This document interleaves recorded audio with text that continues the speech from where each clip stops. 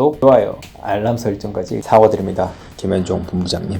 오늘 갑자기 사과를 드리는 이유는 최근 김현종 통상교섭 본부장의 뉴스를 보고 신랄하게 욕했던 과거가 생각났기 때문입니다. 사실 그때는 어렸을 때이기 때문에 전문가들의 말을 들은 영향이 크다라는 비겁한 변명을 해보는데요. 미국과 교역하면 한국이 똑똑해진다는 효과를 시뮬레이션에 넣었다. 미국과 교역해 혁신된다는 건 개뻥이다. 진짜 계산해보면 마이너스 효과다. 한나라당이 한미 FTA 비준안을 강행 처리하려는데 100년 전 일본에 우리나라를 팔 때 말고는 대한민국 건국 이후로 조약을 날치게 한 적은 없다. 한국이 먼저 귀싸대기 맞겠다고 하면 글로벌 호구가 되는 것이다. 뭐 이런 말들을 고지곳대로 믿었나 봅니다. 매국노라고 욕했는데 그러고 보니 이 말 하신 분들은 지금 다 뭐 하시려나. 그런데 지금 와서 보면 FTA는 참 좋은 제도인 것 같습니다. 제가 뭐 아마존에서 직구해서 그런 게 아니고요. 한미 FTA에 따른 생산 증가액이 FTA 체결 이후 연평균 약 4조 이상의 최대 약 12조 원까지 추정됩니다. 트럼프 미국 대통령은 한미 FTA를 재앙이라고 표현했는데요. 최근 미국의 지속적인 요구에 결국 FTA 재협상을 했고 당시 재앙이라는 분위기에서도 결과적으로 픽업 트럭을 내주는 걸로 선방했는데요. 그래서 한번 김현종 통상교섭 본부장이 어떤 분인지 자세히 찾아봤는데요. 일단 검은머리 외국인이라고 당시 비아냥댔던 이유처럼 그는 서울에서 초등학교를 나오고 중학교 고등학교는 외국에서 나왔습니다. 사실상 인생 대부분을 미국에서 살던 건데요. 그는 뉴욕 맨해튼의 그 유명한 컬럼비아 대학교를 나왔습니다. 컬럼비아 대학교는 대학 랭킹 3위권인데요. 대충 MIT, 예일하고 어깨를 나란히 하죠. 아이비리그 최상위 명문대라고 생각하시면 됩니다. 컬럼비아 대학교에서 국제정치학 학사, 석사, 법학 박사를 취득해 변호사가 됐습니다. 그 시대에 아이비리그에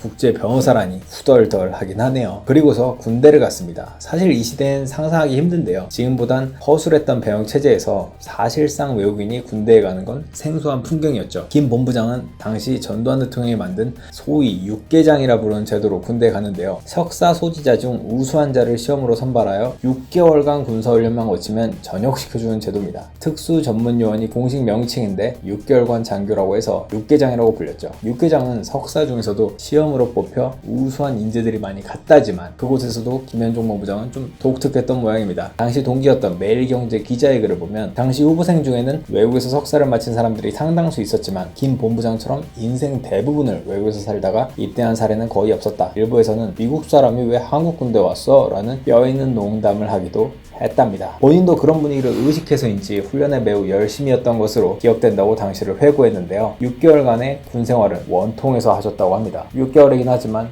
빡센 곳이긴 하네요. 그러고 보면 병역 기피 이미지가 있었는데 아니네요. 군대를 갔다 왔네요. 한국말에 서툴러서 그런가 말을 하지 그랬어요.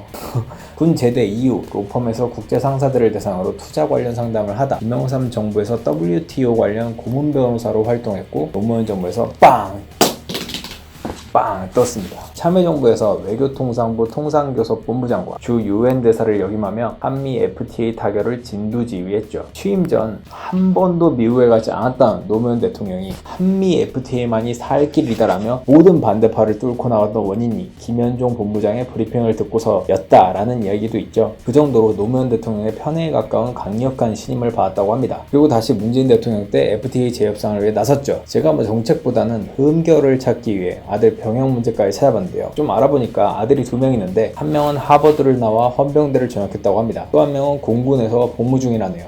군대는 나름 투철한 게 약간 군대 문제를 미국 스타일로다가 접근을 하시는 건지 그러고 보니 이분은 공천에서 탈락한 경험도 있는데요. 이 상황도 좀 웃깁니다. 2016년 총선 직전 비대위원장에 취임한 김종인 대표 이분이 새로운 인재들을 영입한다고 하면서 발표했는데 1호가 바로 김현종 본부장이었습니다. 근데 어이없이 경선에서 패해 공천을 받지 못했죠. 왜 데려간 건지 모르겠지만 개인적으로는 요즘 나오는 장조림이라고 하는 장하성, 조국 임종석 조합보다는 이분이 좀 더 크게 쓰여야지 않을까 뭐 그렇게 생각하는데 저 같은 짧은 식견으로 뭘 알겠습니까? 끝! 구독, 좋아요, 알람 설정까지 부탁드립니다. 제발.